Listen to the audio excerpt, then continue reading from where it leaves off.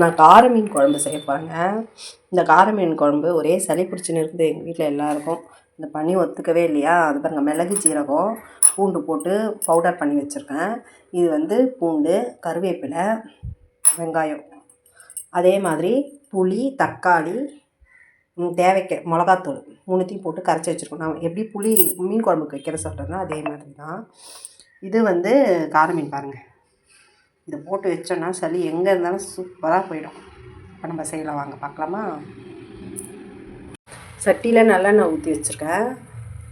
இதில் வடகம் போடுறோம் பாருங்க. வடகம் போட்டுட்டு அந்த வடம் சட்டியில் எப்பயுமே எண்ணெய் காயத்துக்கு கொஞ்சம் லேட்டாகும். அதனால்தான் இந்த கார மீன் இங்கே எல்லாரும் சளி பிடிச்சதுன்னா நாங்கள் அதுதான் கார மீன் வச்சு குழம்பு வைப்போம். எப்போ அதாவது சுட சுட சாப்பிடணும், தண்ணியாக வச்சு சுட சுட சாப்பிட்டோன்னா நல்லாயிருக்கும் ஃப்ரெண்ட்ஸ். பாருங்கள், வடகம் தாளிதா, வடகம் பொரிஞ்ச உடனே இந்த பூண்டு,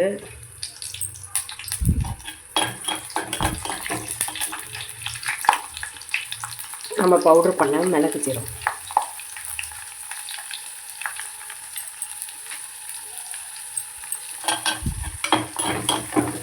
நல்லா வறுக்கும்.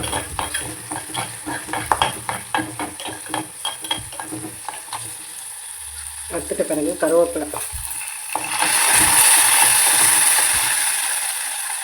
அப்புறம் வெங்காயம் போட்டு வதக்கும். வெங்காயம் நல்லா வதங்கிச்சு பாருங்க.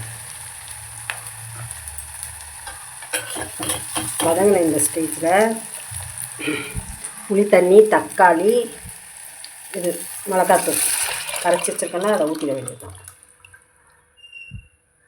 ஊற்றிட்டு கொதிக்கிட்டோம் ஃப்ரெண்ட்ஸ். கொதித்த உடனே மூடி வச்சிடணும். நல்லா ஊற்றிட்டு இதை பாருங்கள், தண்ணியாக இருக்காங்க.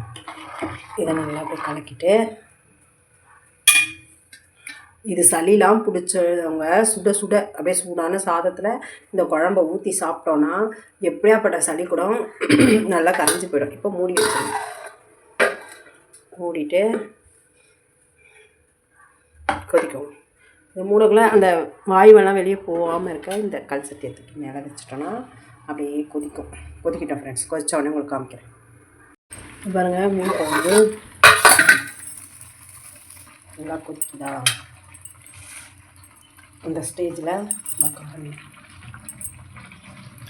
தண்ணியாக தான் இருக்கும் குழம்பு, ஆனால் டேஸ்ட்டாக இருக்கும்.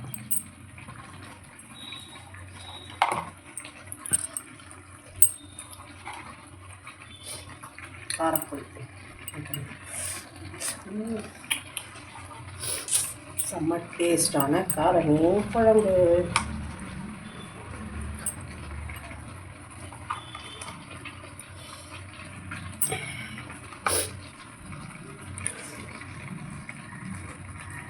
அந்த மீனெல்லாம் போட்டுட்டு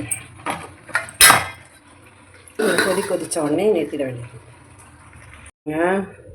கொதி வந்துடுச்சு.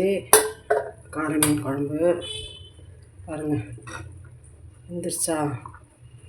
ஏன்னா இப்போ நிறுத்திட வேண்டியதுதான். தண்ணியாக இருக்கும் குழம்பு.